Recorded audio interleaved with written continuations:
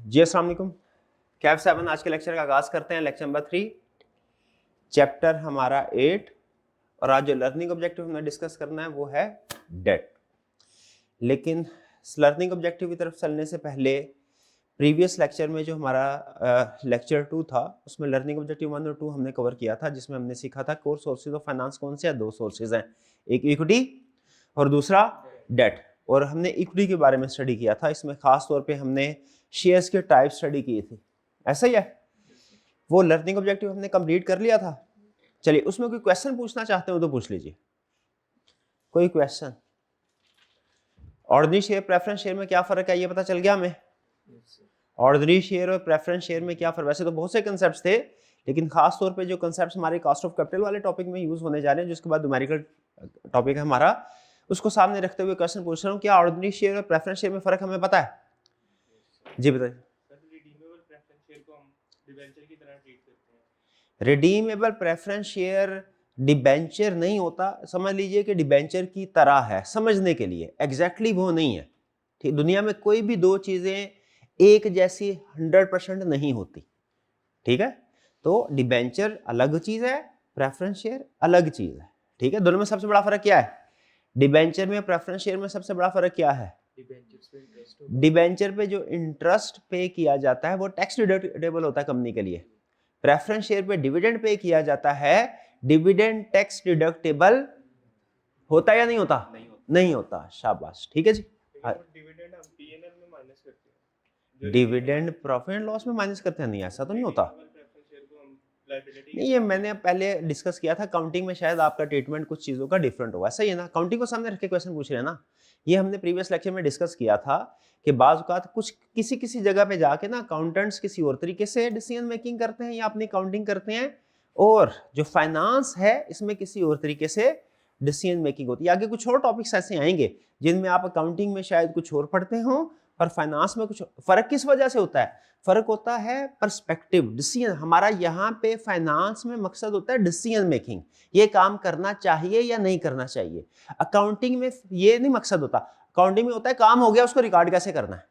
Accounting का मकसद क्या है? एक ट्रांजैक्शन हो गई है, इसे रिकॉर्ड कैसे करना है। फाइनेंस का मकसद क्या होता है कि या क्या ये ट्रांजैक्शन करनी चाहिए या नहीं करनी चाहिए। प्लानिंग करते हैं फाइनेंस में, डिसीजन मेकिंग करते हैं। तो जो कि पर्सपेक्टिव थोड़ा डिफरेंट होता है, तो चीजों को ट्रीट करने का तरीकाकार भी डिफरेंट होता है। जैसे मुमूमी तौर पे फाइनेंस का एक रूल है, फाइनेंस का क्या, पास्ट में जो एक्सपेंस इनकर हो गया ना उसके बारे में परेशान ना हो।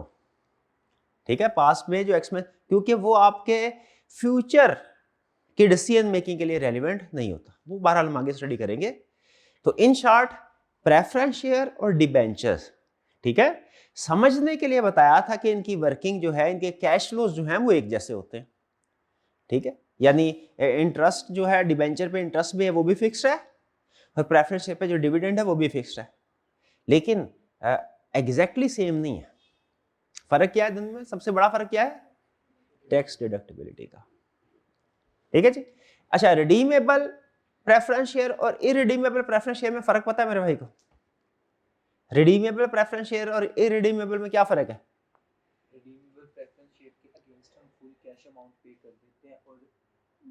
नहीं, रिडीमेबल प्रेफरेंस शेयर के अगेंस्ट फुल अमाउंट नहीं, फुल अमाउंट तो हम इन एनी केस पे कर देते हैं।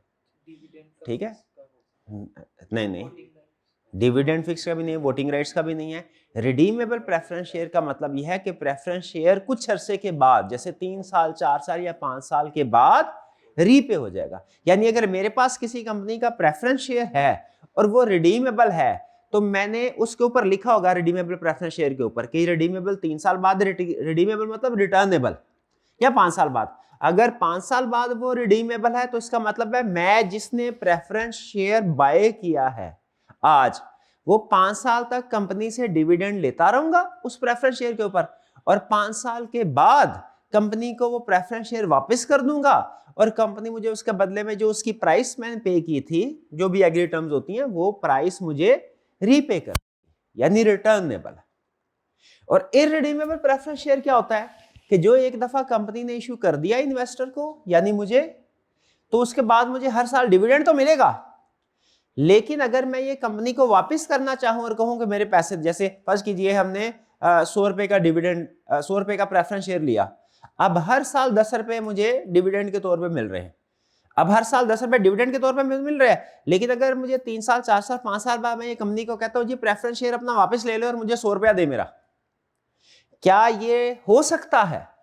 अगर तो रिडीमेबल प्रेफरेंस शेयर है तो फिर ये हो सकता है, मैं कंपनी को प्रेफरेंस शेयर वापस करूंगा, कंपनी मुझे मेरे पैसे वापस कर देगी। और अगर इररिडीमेबल प्रेफरेंस शेयर है तो फिर ये कंपनी को वापस नहीं हो सकता। अगर आपने इसे जान छुड़ानी है तो फिर इसका एक ही तरीका है, क्या? वो आगे किसी और इन्वेस्टर को बेच दीजिए। ठीक है, ये रिडीमेबल और इररिडीमेबल प्रेफरेंस शेयर। बाकी कंसेप्ट्स आपने रीड किए, उसमें कोई प्रॉब्लम, कोई और प्रॉब्लम मेरे भाई को, कोई और क्वेश्चन आपका? क्लियर? ओके, चलिए। अच्छा, अभी एक एक्टिविटी इंट्रोड्यूस करवा रहा हूं। मैंने आपके साथ शेयर किया था कि कुछ रिसोर्सेज ऐसे होंगे जो हम आपके साथ by the passage of time share करते रहेंगे। ठीक है, तो ये एक रिसोर्स है हमारा मेंटी क्विज। मेंटी क्विज का आइडिया क्या है ये सुन लीजिए, खासतौर पे जो हमारे ऑनलाइन वाले स्टूडेंट्स हैं उनके लिए बता रहा हूं। मेंटी क्विज का आइडिया ये है कि आपने कल का लेक्चर, फर्ज कीजिए हमने जो पढ़ा लर्निंग ऑब्जेक्टिव 2 पढ़ा, फॉर एग्जांपल आप घर गए, आपने उसको रीड किया, समझ आ गई, ओके। अच्छा, अब प्रॉब्लम ये होती है, खासतौर पे फाइनेंस में प्रॉब्लम ये होगी कि जब तक आपका चैप्टर कंप्लीट नहीं हो जाता आप एग्जाम लेवल का क्वेश्चन अटेम्प्ट नहीं कर सकते, क्योंकि जो एग्जाम लेवल का क्वेश्चन होता है ना, अगर उस चैप्टर के अंदर फर्ज कीजिए 10 कंसेप्ट है तो एग्जाम वाले क्वेश्चन में कोई से भी 3 4 5 कंसेप्ट टेस्ट कर सकता है। ठीक है, तो अमूमी तौर पे जब चैप्टर कंप्लीट हो जाएगा तब हम पास्ट पेपर की कंप्लीट प्रैक्टिस किया करेंगे, लेकिन दरमियान में अगर 5 6 7 दिन हैं, जैसे 7 दिन का टॉपिक है, 7 लेक्चर है, तो साथ साथ हमारी प्रैक्टिस भी तो होनी चाहिए। ठीक है, तो डेली बेसिस के ऊपर आप जो कुछ भी पढ़ेंगे, जो कुछ भी सीखेंगे, वेरी नेक्स्ट डे उसका एक छोटा सा लाइव टेस्ट हुआ करेगा। इसमें सबसे अहम चीज है कि ये लाइव क्विज हुआ करेगा, लाइव।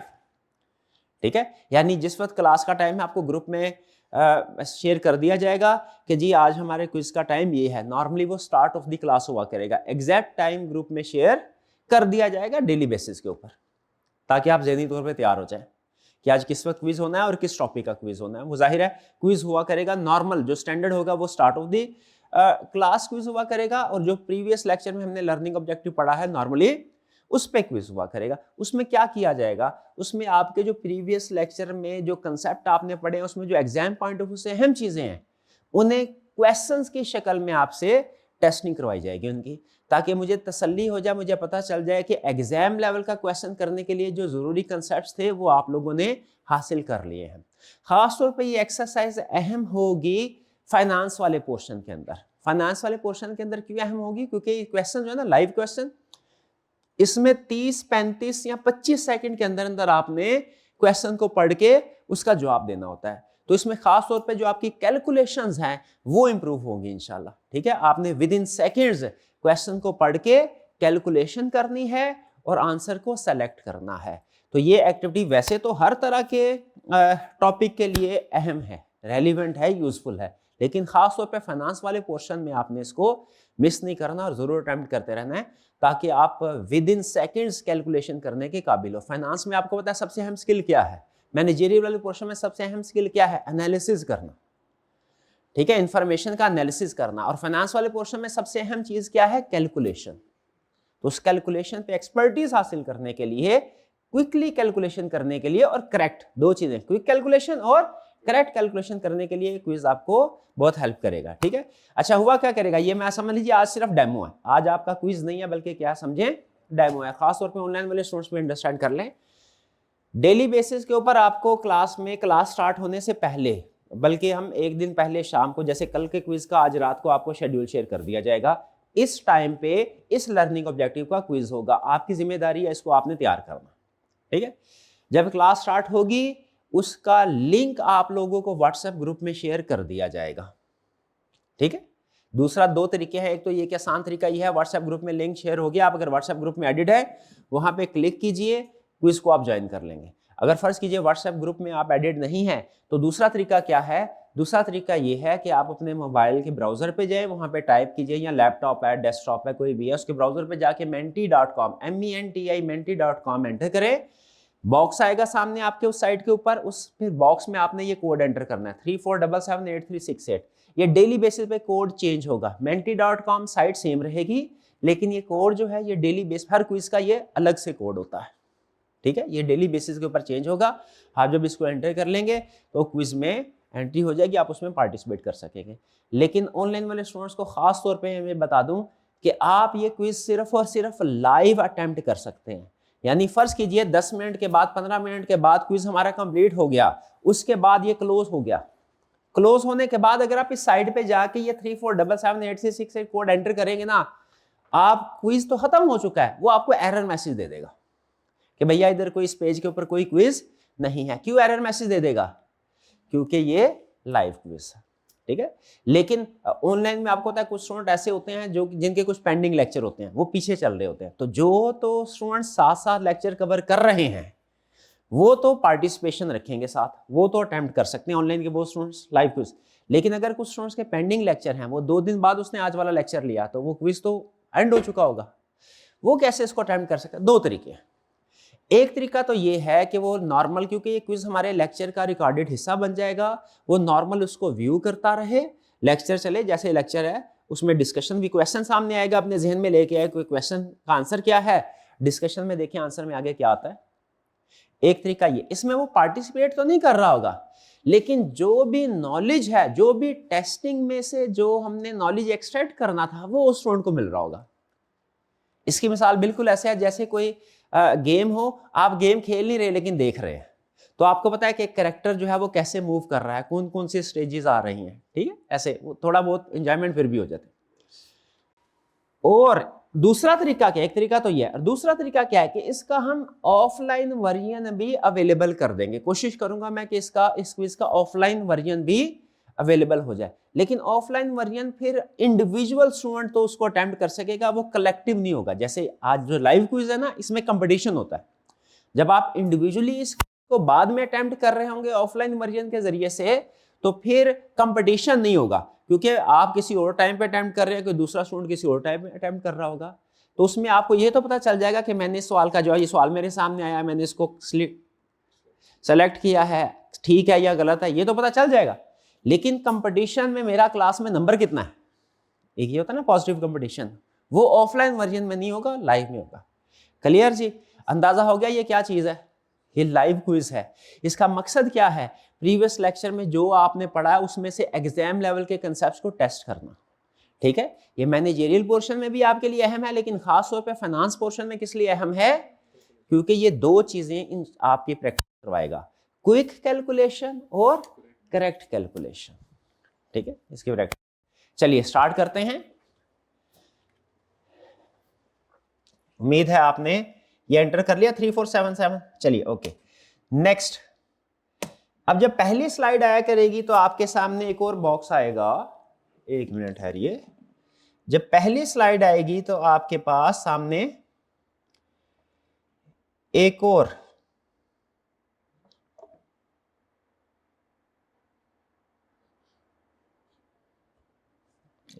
टेस्टिंग वाला,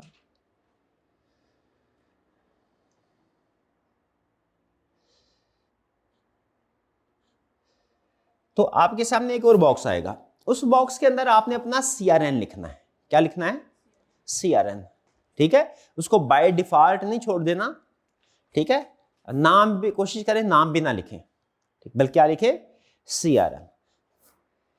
चलिए जी, इस वक्त जिन स्टूडेंट्स ने पार्टिसिपेट कर रहे हैं वो देखिए आपके मोबाइल पे क्या उसने डिस्प्ले किया, कोई नाम या CRN बॉक्स, ठीक है। आपने उसमें अपना CRN लिख दिया होगा, शाबाश।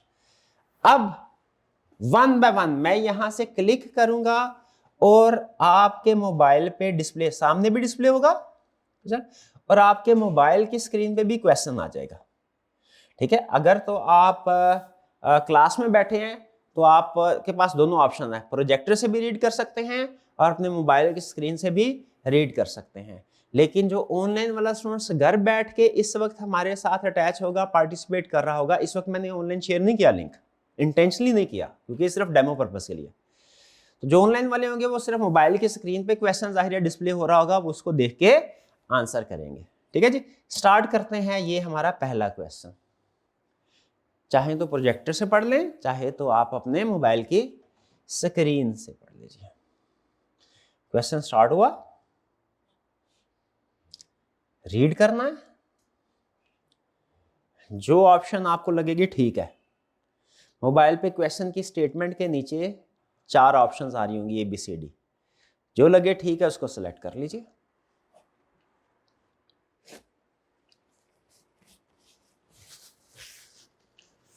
जब आप इसको अटेम्प्ट कर लेंगे उसके बाद फिर मैं ब्रीफली इसको डिस्कस करूंगा, वेरी ब्रीफली, ज्यादा डिटेल डिस्कशन नहीं होगी क्योंकि ऑनलाइन में स्टूडेंट्स इंतजार कर रहे होंगे, ठीक है। और वैसे भी ये वो कंसेप्ट्स हैं जो प्रीवियस लेक्चर में डिस्कस हो चुके हैं, यहाँ सिर्फ टेस्टिंग हो रही है।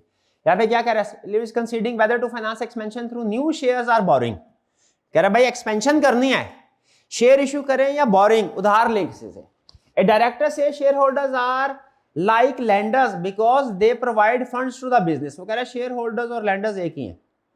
तो कह रहा है which statement best describe equity finance, equity finance को कौन सी statement describe, shareholders become owners, receive variable return and equity does not require repayment.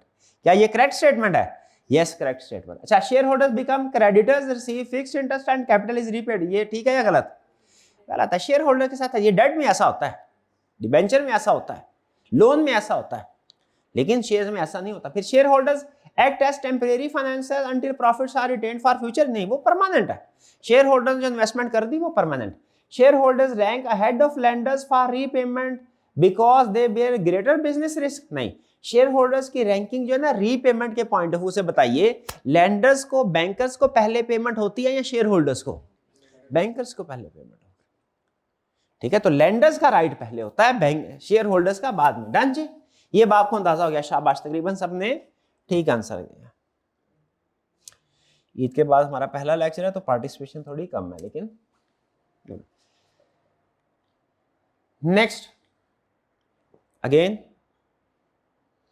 Question आपके सामने मोबाइल स्क्रीन पे भी है, प्रोजेक्टर पे भी।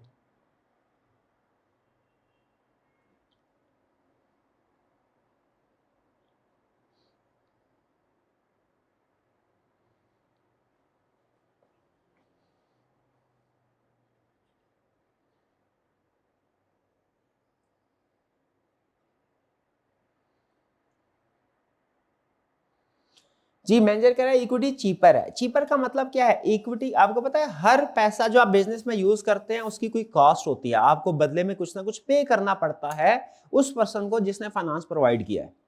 वो कह रहा है इक्विटी वालों को भी आपको कुछ ना कुछ पे करना पड़ेगा और डेट वालों को भी कुछ ना कुछ पे करना पड़ेगा। कौन से वाला ऑप्शन कंपनी के लिए, कंपनी के पॉइंट ऑफ व्यू से चीपर है, सस्ता है? ये डिस्कस किया था हमने, क्या इक्विटी या डेट, और क्या रीजन होती है? टैक्स डिडक्टिबिलिटी की वजह से। तो यहाँ पे करेक्ट ऑप्शन हमारी क्या है? B, dividend is not tax deductible and share holders expect high return for higher risk, ठीक है। ये एक्सपेंसिव है, मोर एक्सपेंसिव है, ये रीजन है। डिविडेंड्स आर नॉट टैक्स, ये पॉइंट ध्यान में रखिएगा, कैलकुलेशन में यूज होगा कि dividends are not tax deductible.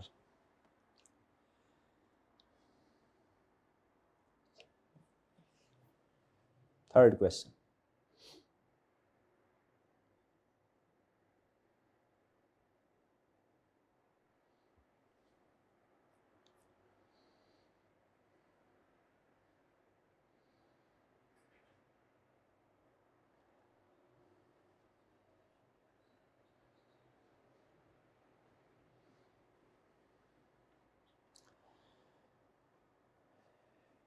Ji trading कह रहा है प्रेफरेंस शेयर होल्डर कंपनी को कंट्रोल, क्या कंट्रोल करते हैं?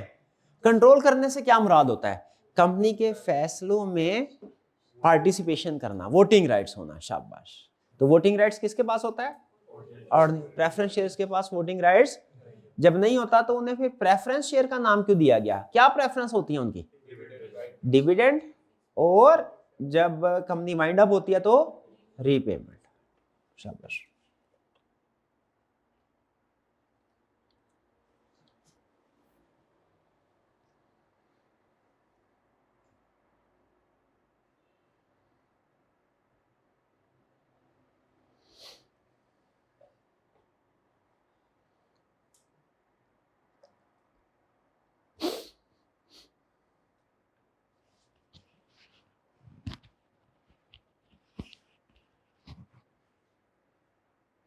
जी, रिजर्व तो पड़े हुए हैं लेकिन वो डिविडेंड पे नहीं करना चाहते इस साल।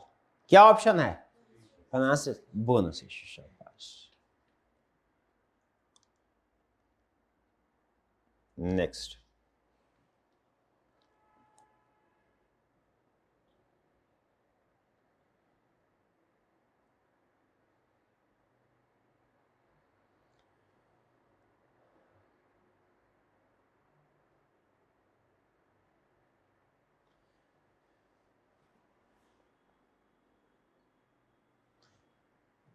कंपनी चाहती है एग्जिस्टिंग शेयर स्टॉक एक्सचेंज में लिस्टेड हो जाए लेकिन नए शेयर इशू ना करना पड़े, आईपीओ करे। इंट्रोडक्शन। शाबाश, करेक्ट। ठीक है। अच्छा, जब क्वेश्चन एंड होता है ना तो आपके सामने जो रिजल्ट आता है ये पूरी क्लास का रिजल्ट होता है, लेकिन आपके मोबाइल की स्क्रीन पे जो रिजल्ट आएगा सिर्फ आपका होगा।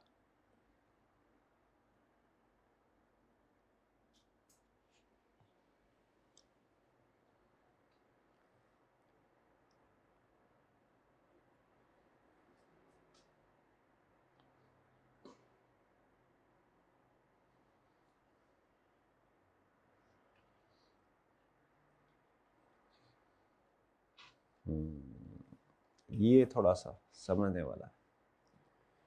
2 for 5 right issue. Right issue किया, पहले एग्जिस्टिंग शेयर होल्डर को ऑफर करते हैं ना। ऑफर क्या की? 2 for 5। 2 for 5 को समझना है। 2 for 5 का मतलब है अगर आपके पास 5 शेयर हैं तो आपको 2 शेयर मजीद ऑफर किए जा रहे हैं। 2 for 5 का मतलब क्या है? फॉर 5, 2 का मतलब 2 शेयर मिलेंगे। फॉर 5 का मतलब है अगर आपके पास 5 शेयर हैं। तो ये जो मिस आना है इसके पास 1000 शेयर हैं, 5 शेयर हो तो 2 शेयर मिलेंगे। 1000 पे कितने मिलेंगे? क्या कैलकुलेशन होगी? 1000 डिवाइडेड बाय 5 या 2? 5 मल्टीप्लाइड बाय 2। ठीक है। और ये क्या आंसर आएगा? 400। किधर है 400? 400 डी ऑप्शन करेक्ट है। ठीक है। 2500 नहीं, अगर आप रिवर्स इंटरप्रिटेशन करें फिर 2500 आएगा। 2 for 5 का ये मतलब नहीं है कि अगर आपके पास 2 शेयर हैं तो 5 मिलेंगे, नहीं। 2 for 5 का मतलब क्या है? अगर आपके पास 5 शेयर हैं तो 2 मिलेंगे। इस इंटरप्रिटेशन को अच्छे से लिख लीजिए। ठीक है, ये क्वेश्चन एग्जाम क्वेश्चन में भी यूज होती है। नेक्स्ट।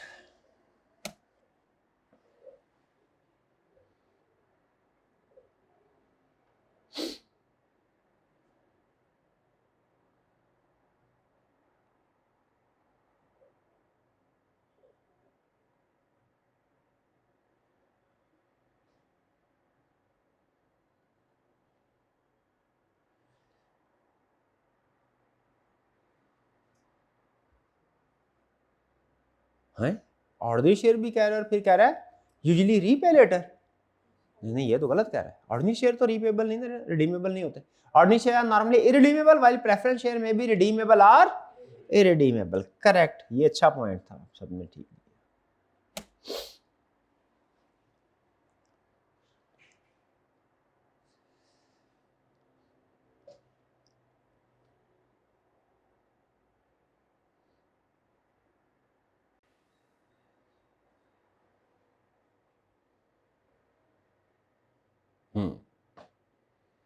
शेयर इशू करना चाहते हैं और उसने अपना आपको मैकेनिज्म या मेथड बता दिया। ये कौन सी वाली ऑप्शन है? कौन सी वाली? Right issue, private placement. शाबाश। कैसे पता चला प्राइवेट प्लेसमेंट है? एक तो इशू कास्ट लोअर होती है प्रेफरेंस ये प्राइवेट में, लेस। फिर उसके बाद कह रहे हैं थ्रू ब्रोकर। और सबसे अहम चीज क्या है? सेलेक्टेड इंस्टीट्यूशंस को शेयर इशू किए जाएंगे, जनरल पब्लिक को शेयर इशू नहीं किए जाएंगे। अगर जनरल पब्लिक, सिलेक्टेड इंस्टीट्यूशन की बजाय जनरल पब्लिक लिखा होता ना, फिर हमारी ऑप्शन क्या होती? फिर हमारी ऑप्शन होती पब्लिक इशू। ठीक है। सबसे अहम लफ्ज क्या? सबसे अहम जिसकी वजह से डिसीजन हुआ वो है selected institutions. Next, second last question.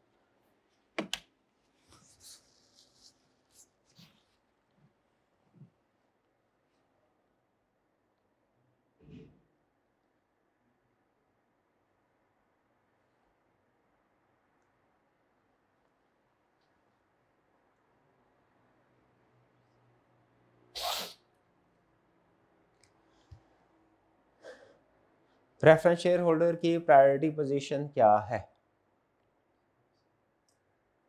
Preference shareholders are paid before ordinary shareholders for dividend and capital repayment. Correct. Last question.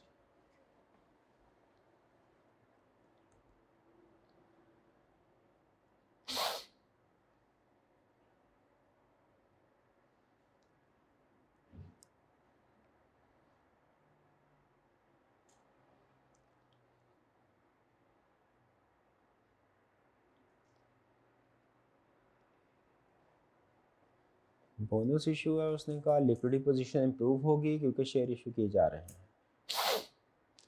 Bonus issue करने से कंपनी की लिक्विडिटी पोजीशन, किसकी? कंपनी की लिक्विडिटी पोजीशन का मतलब क्या है? करंट एसेट ज्यादा होना, यानी कैश ज्यादा आना। क्या बोनस शेयर इशू होने से कंपनी की लिक्विडिटी पोजीशन पे फर्क पड़ेगा? नहीं पड़े। क्यों नहीं पड़ेगा? कंपनी को तो 1 रुपया भी नहीं मिलना, बोनस है ना, फ्री में। राइट इशू हो तो फिर लिक्विडिटी पोजीशन इंप्रूव हो सकती है, कैश आएगा।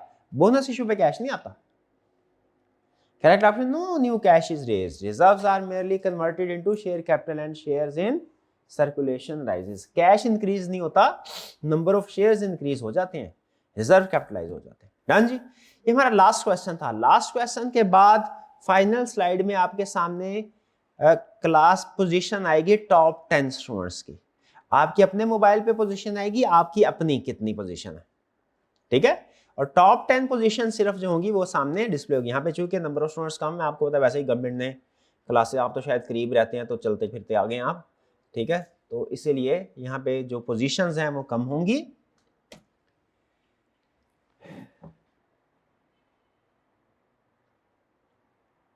एट्थ पोजीशन जी, फर्स्ट पोजीशन क्लास में किन की है? फर्स्ट पोजीशन किसी की नहीं है।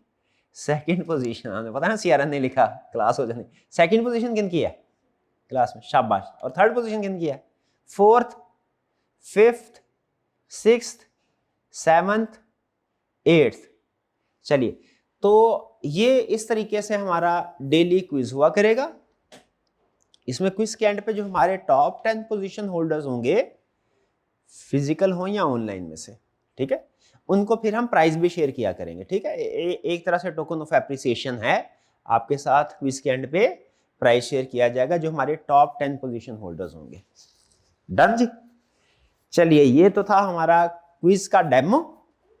अब चलते हैं वापस लेक्चर की तरफ। अच्छा, लेक्चर में मैंने आपको बताया था कि डेली बेसिस के ऊपर हमने जो पढ़ना है वो लेक्चर आपके साथ ग्रुप में शेयर कर दिया जाएगा, ठीक है।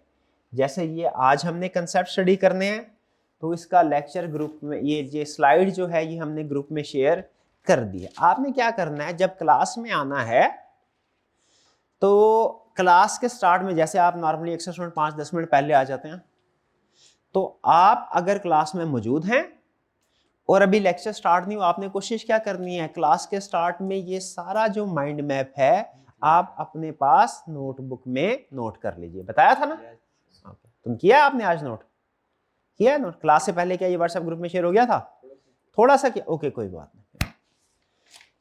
चलिए, तो इसको डिस्कस, ये सर में है क्या चीज, ये किताब में आपके जो भी कंसेप्ट्स है उसे हमने सिस्टमेटिकली अरेंज कर दिया, समराइज कर दिया है, ठीक है। और मैंने आपको बताया था अगर आप इस स्लाइड को प्रिपेयर कर लेते हैं तो आपका लेक्चर भी प्रिपेयर हो जाएगा।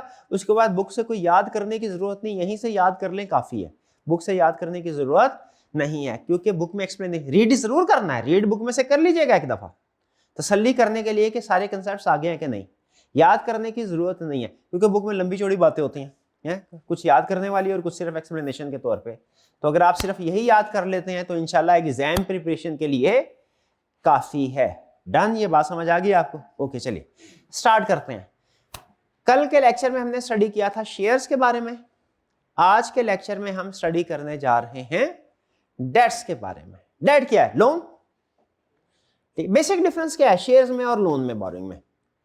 शेयर होल्डर जो होते हैं, जो आप किसी कंपनी के शेयर्स खरीदते हैं, वो कंपनी के मालिक बन जाते हैं, लेकिन जो लोन देते हैं कंपनी को वो कंपनी के मालिक नहीं बनते, उन्हें बदले में इंटरेस्ट मिलता है। अब यहां पे हम क्या स्टडी करने जा रहे हैं, दो बड़े, इस लर्निंग ऑब्जेक्टिव के दो बड़े हिस्से। एक है जनरल डिस्कशन, जिसमें वो आपको लेफ्ट साइड पे जिसमें आपको बताएगा डेट क्या है, इसके फीचर्स क्या होते हैं। और दूसरे हिस्से में क्या बताएगा, components of debt. Components of debt से मुराद क्या है कि डेट की कैटेगरी में कौन कौन सी एग्जांपल है, कौन कौन सी चीजें आती हैं। एक होगी जनरल डिस्कशन लेफ्ट साइड वाली, और राइट साइड वाली जो क्या होगी वो स्पेसिफिक एग्जांपल्स डिस्कस करेगा डेट में जो जो हम क्लासिफाई करते हैं।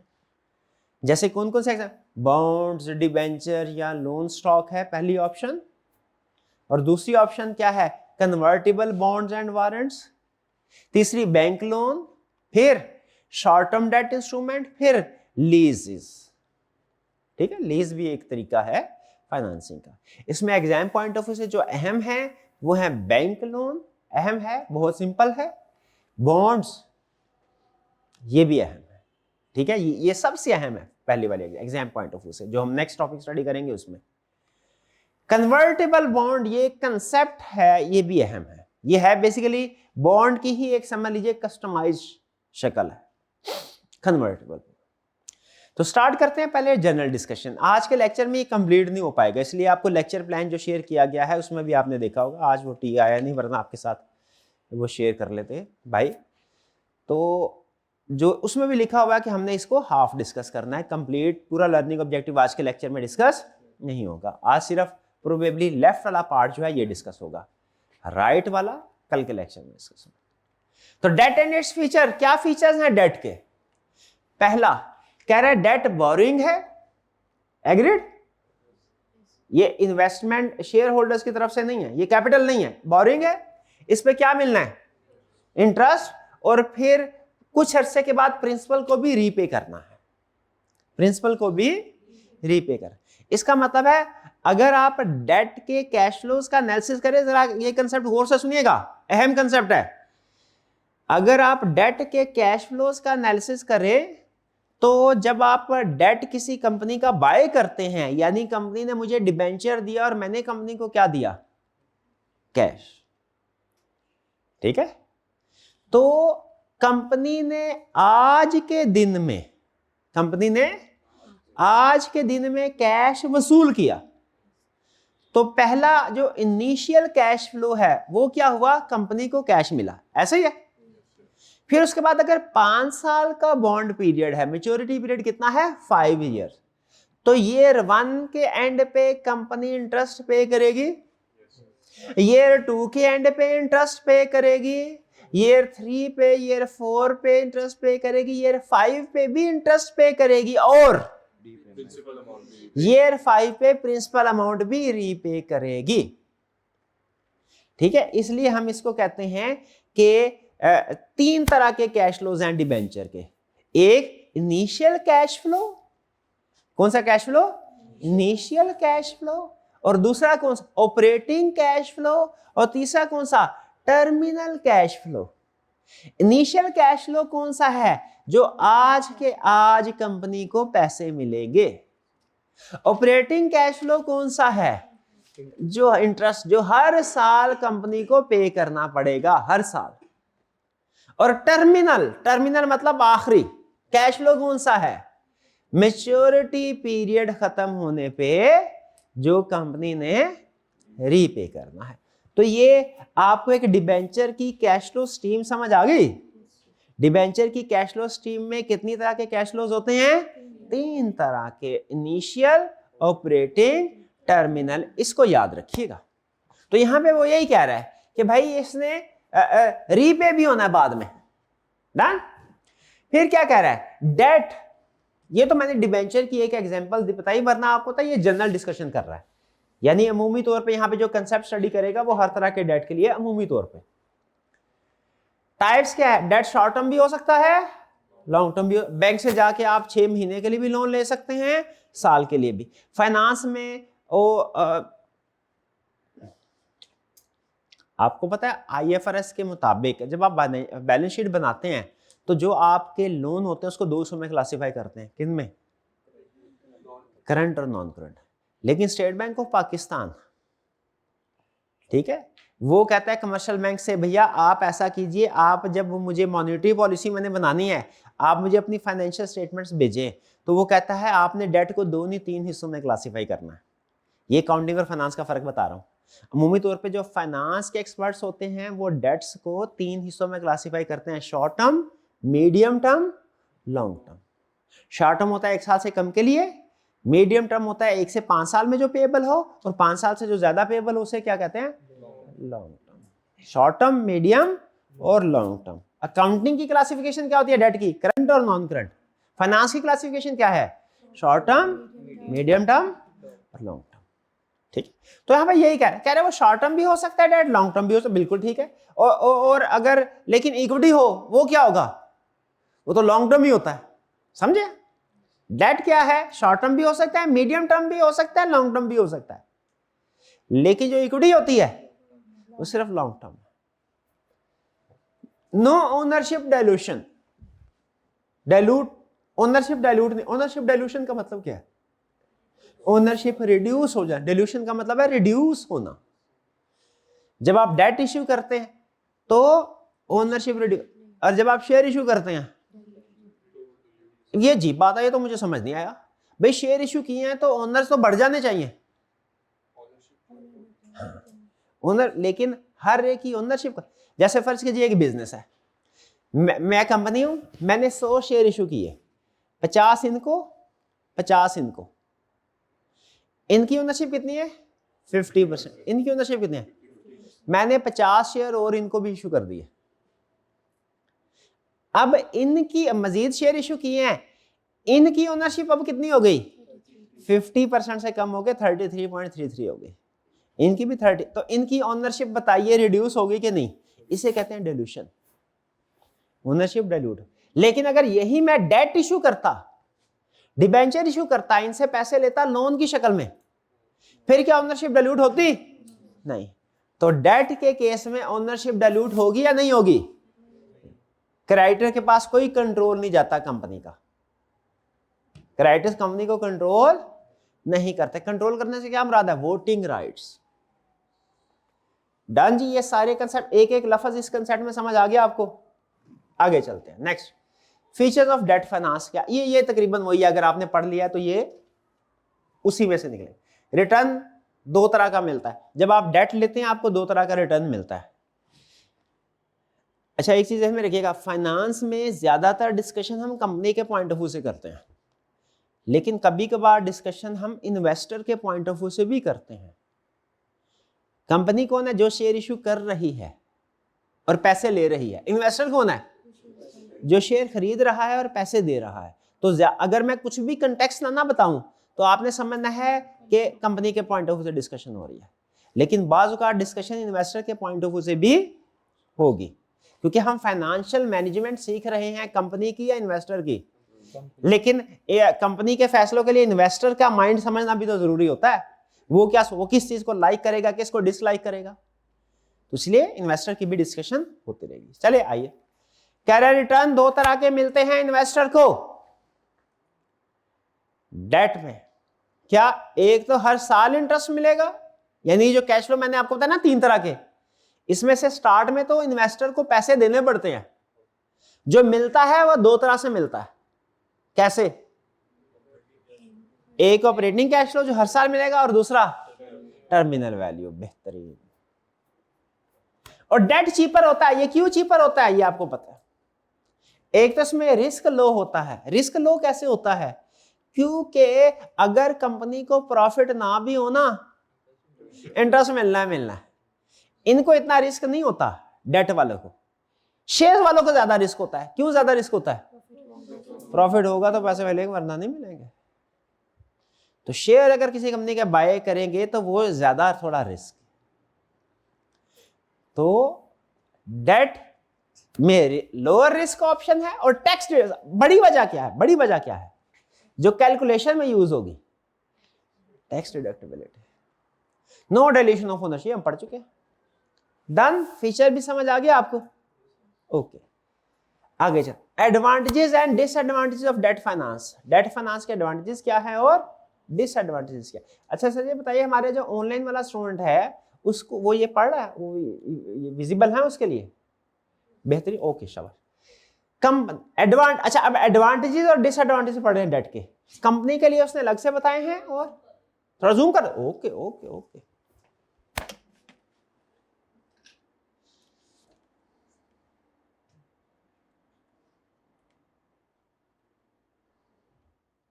इतना ठीक है जी, चलिए। तो कंपनी के लिए advantage, tax shield. Tax shield का मतलब क्या है? उनको बेनिफिट मिल जाएगा कंपनी को, इंटरेस्ट एक्सपेंस के तौर पे रिकॉर्ड होगा तो प्रॉफिट कम हो जाएगा, प्रॉफिट कम हो जाएगा तो टैक्स भी कम देना पड़ेगा। टैक्स शील्ड या इसे टैक्स बेनिफिट भी कह सकते हैं, टैक्स शील्ड मिलेगी। नो कंट्रोल लॉस, क्या मतलब, एक्सप्लेन करें। ओनरशिप डाइल्यूट नहीं होगी। लो इशू कास्ट मतलब नहीं, इशू कास्ट, इशू कास्ट कम है, कम से कम पैसों में आप इशू, यानी आपको 2-4 मीटिंग करनी पड़ेगी बैंक के साथ। लेकिन अगर शेयर इशू करने वाला पता जाता है, रेगुलेटरी रिक्वायरमेंट्स, प्रॉस्पेक्टस इशू करना है, ठीक है, अखबारों में इश्तेहार देने हैं, एक्सपर्ट्स वगैरह को एंगेज करना पड़ता है, लॉयर्स को अच्छे खासे पैसे पे करना है। शेयर इशू करने की कॉस्ट, फ्लोटेशन, फ्लोटेशन कॉस्ट का मतलब क्या है? शेयर इशू करने की कॉस्ट। शेयर इशू करने की कॉस्ट हाई है, डेट की कॉस्ट लो है, ठीक। स्टेबल पेमेंट, स्टेबल पेमेंट मतलब एक्सप्लेन करें।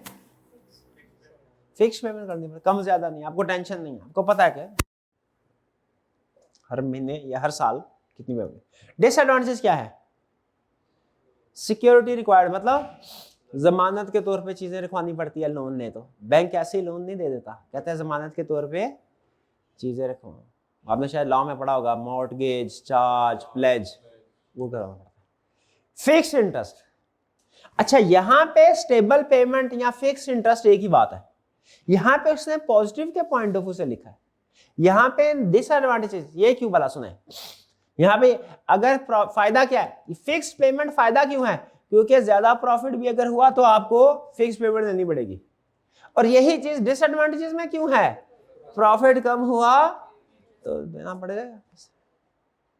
यानी ये दो धारी तलवार है, प्रॉफिट ज्यादा हुआ तो हमारे फायदे का है यही फीचर, और प्रॉफिट कम हुआ तो यही फीचर नुकसान का है। लिक्विडेशन रिस्क, लिक्विडेशन रिस्क का मतलब क्या है कि अगर आपने क्रेडिटर को टाइम पे पैसे ना दें तो क्रेडिटर कोर्ट जाके, कंपनी लॉ में भी लिखा हुआ है, 1 लाख रुपए से ज्यादा की पेमेंट किसी भी कंपनी ने अगर नहीं की टाइम पे, तो वो क्रेडिटर को अगर गुस्सा आ गया, कोर्ट में जाके कंपनी को बंद करवा सकता है ना रिस्क। डेट में कोई भी कंपनी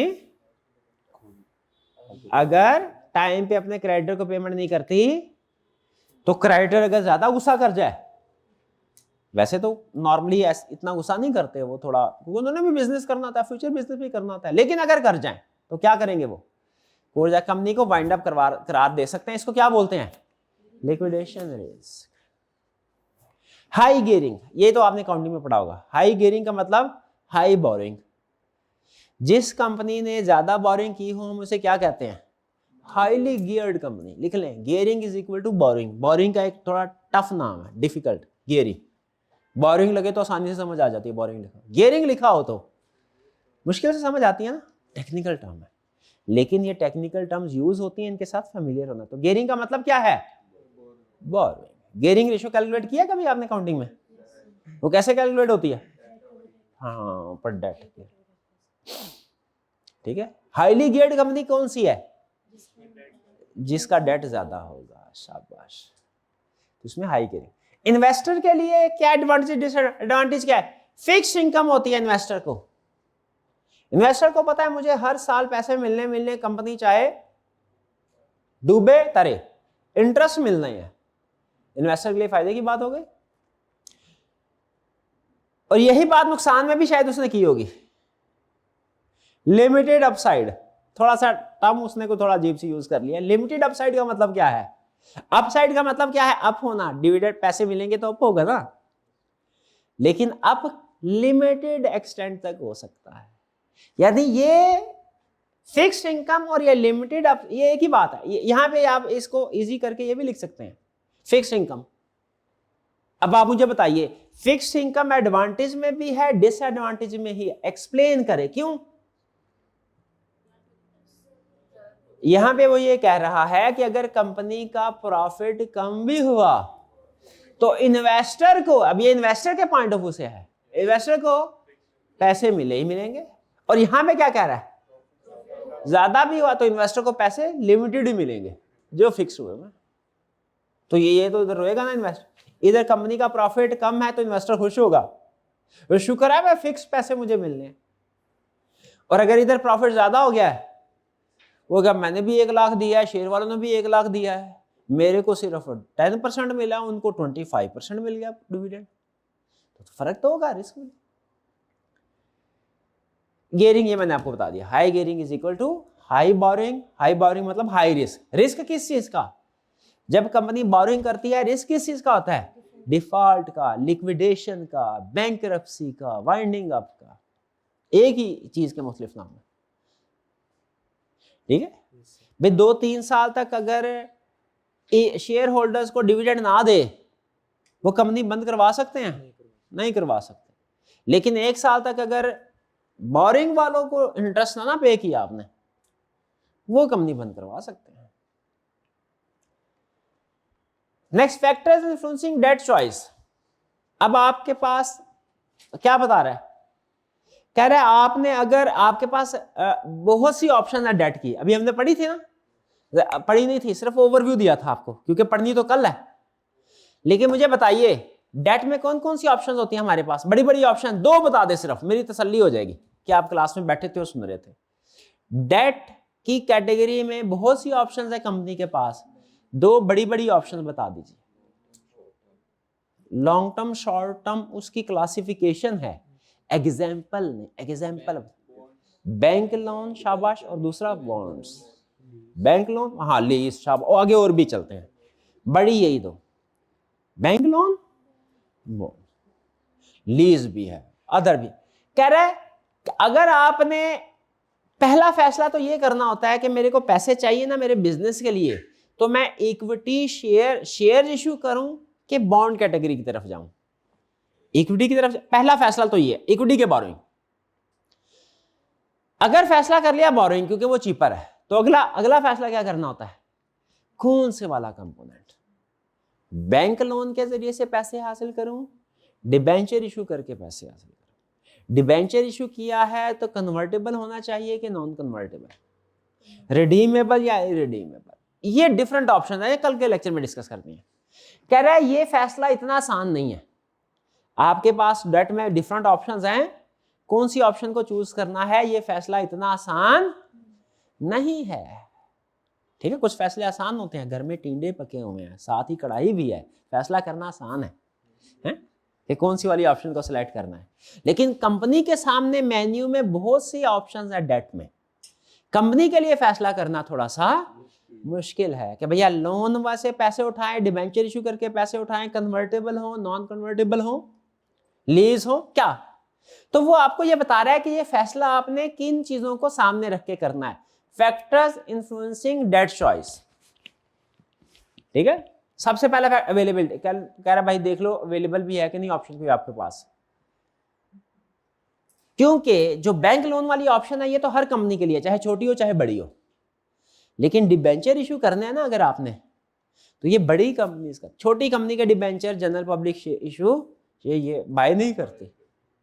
ऐसी कंपनी जो अननोन हो, मैं खुद, मुझे फॉर एग्जांपल नेस्ले है, होंडा है, पीटीसीएल है, इस तरह की बड़ी बड़ी कंपनीज जो पाकिस्तान की है, मैपल लीफ है फॉर एग्जांपल, विचल्स हैं, बड़ी बड़ी कंपनीज हैं, ये अगर कोई बॉन्ड इशू करेंगे ना तो मैं उनको बाय कर, मुझे पता है कंपनी साल से है, अच्छी रेपुटेशन है, डिफॉल्ट नहीं करेगी, भागेगी नहीं, डिफॉल्ट भी नहीं करे। लेकिन अगर कोई छोटी कंपनी हो, नई बनी है, मैं तो उस कंपनी के डिबेंचर बाय नहीं करूंगा, पता नहीं कल को चलती है नहीं चलती, डिफॉल्ट कर जाती है, कौन है कौन नहीं इसके पीछे पता ही नहीं। तो सबसे पहले तो देखिए भैया आपकी कंपनी अवेलेबिलिटी, कुछ ऑप्शन कुछ कंपनीज के लिए अवेलेबल है और कुछ कंपनीज के लिए अवेलेबिलिटी समझ आ गई। दूसरा ड्यूरेशन, ये देखो आपको लोन किस पर्पज के लिए चाहिए, आपका ये अहम पॉइंट है, ये 2 चैप्टर में डिस्कस होगा।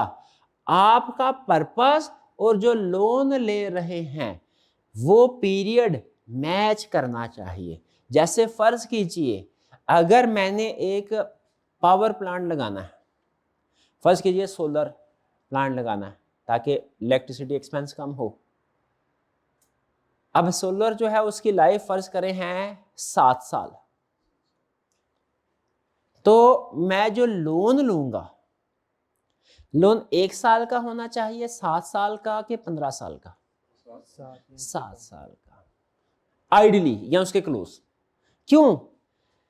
ताकि जो बोरिंग मैंने की है वो और उस बोरिंग से जो प्रोजेक्ट लगाया उस प्रोजेक्ट से बेनिफिट होना है वो पीरियड मैच करें, ताकि एक तरफ आपकी जो रीपेमेंट है और दूसरी तरफ आपका जो सेविंग या रिटर्न है वो बराबर हो। समझ रहे हैं? उधार लिया, ऐसे मशीनरी खरीदी जिससे हमें 5 साल तक पेमेंट आएगी, तो अब जो मैंने उस मशीन को खरीदने के लिए बोरिंग ली है उसका मैच्योरिटी पीरियड भी आइडियली कितना होना चाहिए? 5 साल, ताकि बोरिंग का रीपेमेंट पीरियड और उस बोरिंग से जो मैंने एसेट खरीदना है उसका पीरियड सेम हो। मैं एसेट से कमाता जाऊं और लोन रीपे करता जाऊं, एसेट से कमाता जाऊं लोन रीपे करता जाऊं। समझे? लेकिन अगर फर्ज कीजिए मैंने उधार लेना है अपने वर्किंग कैपिटल नीड्स को पूरा करने के लिए, शॉर्ट टर्म नीड्स को पूरा करने के लिए, जैसे वर्कर्स को सैलरी देनी है और अभी सीजन नहीं है, भैया क्या है, ऐसा है कि ये महीना है जनवरी और फरवरी का, स्टूडेंट्स की इनरोलमेंट होनी है मार्च में, पैसा कब आना है कॉलेज के पास? मार्च में। जनवरी और फरवरी तो डेड सीजन है, वर्कर्स को देने के लिए सैलरी नहीं है, तो क्या करें? बैंक से लोन ले लें। फर्ज करें वो लोन 1-2 महीनों का होना चाहिए कि 1-2 साल का? शाबाश, क्योंकि वर्किंग कैपिटल नीड्स के लिए लोन ले रहे हैं, ठीक है? तो शॉर्ट टर्म नीड्स के लिए लोन ले रहे हैं तो short term loan, long term needs के लिए लोन ले रहे हैं तो वो भी। तो आपने ये भी देखना है अवेलेबिलिटी, आपने ये भी देखना है ड्यूरेशन कितनी है लोन की, उस लिहाज से फैसला करना है। अकड़ बकड़ वो करके फैसला नहीं करना ये 7-8 मेरे पास ऑप्शन है डेट की तो मैं जो मर्जी उठा लूं, नहीं, ये सोच समझ के फैसला करना है। ये आपको सोचना सिखा रहा है कि लोन लेने से पहले सोचें अवेलेबिलिटी, कौन कौन सी ऑप्शन अवेलेबल है आपके लिए, कौन सी ऑप्शन नहीं है। हर ऑप्शन हर बंदे के लिए नहीं है, हर कंपनी के लिए नहीं है। ड्यूरेशन, कितनी ड्यूरेशन का लोन है? शॉर्ट टर्म का चाहिए, लॉन्ग टर्म का चाहिए?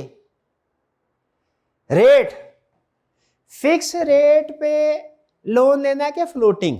ये आपको पता है? लोन ले तो फिक्स रेट पे भी बैंक के पास है लोन लेने के, बैंक के कहा सर लोन चाहिए, अनगल चाहिए, अच्छा रेट ऑफ इंटरेस्ट, हमने कहा क्या ऑप्शन है? उसने कहा सर 2 ऑप्शन है। आपको ये पता है स्टेट बैंक ऑफ पाकिस्तान हर 2 महीने बाद मॉनेटरी पॉलिसी के तहत रेट्स रिवाइज करता है, कम ज्यादा भी कर सकता है, 2 महीने बाद रेट्स रिवाइज होता है कि शरह सूद बरकरार रही। स्टेट बैंक ने, कभी आपने खबर सुनी होगी स्टेट बैंक ने शरह सूद बरकरार, तो वो 2 महीने। मकसद क्या होता है? अगर आप बैंक के पास लोन लेने के लिए जाते हैं, गौर से सुनिएगा, ये फाइनेंशियल रिस्क मैनेजमेंट का कंसेप्ट आएगा दोबारा। बैंक का आपके पास 2 ऑप्शन रखता है, कहता है सर जी ये 10% रेट ऑफ इंटरेस्ट पे लोन उठाएं फिक्स्ड 5 साल के लिए। अब अगर फर्ज करें 2-4-6 महीने के बाद state bank of Pakistan rate ज्यादा कर भी देता है, आपने 10% ही देना, और अगर स्टेट बैंक कम कर दे रेट फिर भी 10% ही देना। यह है फिक्स रेट। फ्लोटिंग रेट क्या होता है? सर स्टेट बैंक ने रेट ज्यादा कर दिया तो आपको इंटरेस्ट ज्यादा पे करना पड़ेगा, स्टेट बैंक ने रेट कम कर दिया तो फिक्स और फ्लोटिंग, दोनों ऑप्शन आपके पास। कुछ फिक्स जो इंटरेस्ट को पसंद नहीं करती कंपनी, सॉरी रिस्क को पसंद नहीं करती, जो कंपनी रिस्क को, वो किस तरफ जाएंगी? फिक्स की तरफ। और जो रिस्क को पसंद करती है, क्यों भला? रिस्क, जहां रिस्क है वहां रिटर्न भी है। क्या मतलब? जहां पे इंटरेस्ट रेट ज्यादा हो सकता है कम भी तो हो सकता है, ठीक है जी। और सिक्योरिटी, भैया आपको ना सिक्योरिटी भी, कोविनेंट का मतलब है एग्रीमेंट, जब आप लोन एग्रीमेंट करेंगे तो आपको सिक्योरिटी भी लिखवानी पड़ेगी, भैया देख लो भैया सिक्योरिटी के तौर पे आपके पास चीजें कितनी है। ज्यादा एसेट हैं तो फिर तो आप बोरिंग कर सकते हो, और अगर कम एसेट्स हैं बोरिंग नहीं कर सकते। और सिक्योरिटी की दो टाइप्स होती हैं, फिक्स चार्ज और फ्लोटिंग चार्ज। ये तो आपने लॉ में पढ़ा होगा। सिक्योरिटी के तौर पे अगर कोई स्पेसिफिक प्रॉपर्टी रखवाए कि सर वो रूम नंबर 5 में जितने एसी लगे हुए हैं ना वो हम सिक्योरिटी के तौर पे रखवा रहे हैं, ये फिक्स चार्ज होता है। बाज़ औक़ात फिजिकली चीजें जाती है बैंक के पास और बाज़ औक़ात फिजिकली चीजें नहीं जाती, कंपनी में रहती है लेकिन उनके ऊपर हक बैंक का होता है। अगर मैं कहूँ रूम नंबर 5 में जितने एसी है फिक्स चार्ज, और अगर मैं कहूँ कॉलेज में जितने भी एसी हैं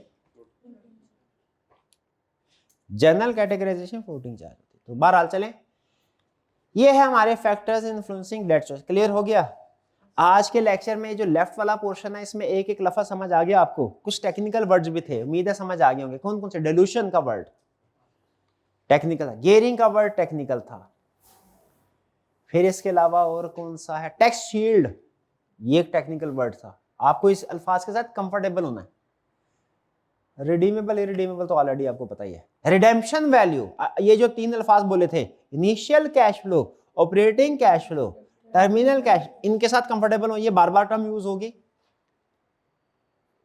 ठीक है। और बस ठीक है। कोवेनेंट का मतलब एग्रीमेंट, लोन एग्रीमेंट। क्लियर? कोई क्वेश्चन पूछना चाहते हो पूछ लीजिए। चलिए, ये था हमारा आज का लेक्चर। कल इंशाल्लाह फिर हम स्पेसिफिक टाइप्स को डिस्कस करेंगे और कल कुछ कैलकुलेशंस भी होंगी, इसलिए कैलकुलेटर साथ लेके आइएगा। आज का लेक्चर यहाँ खत्म करते हैं। अल्लाह हाफिज़।